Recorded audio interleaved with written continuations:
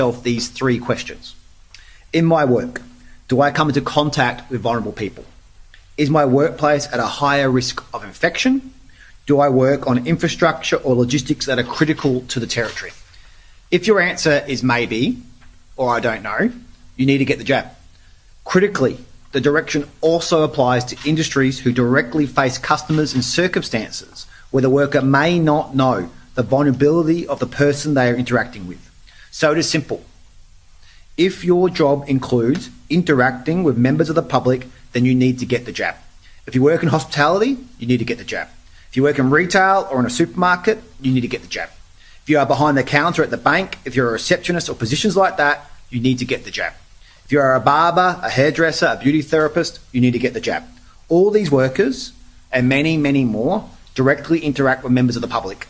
That means you are frontline workers in our economy. That means you must be vaccinated.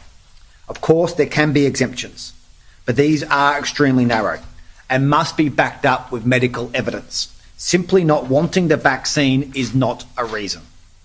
Today, we are also announcing the date from which this mandate comes into effect. From Saturday, the 13th of November, if you have not received at least your first dose of a vaccine, you will not be permitted to attend your workplace in that role, and a failure to comply with the direction is a $5,000 fine. That means that workers must have received at least their first dose by Friday the 12th of November at the latest.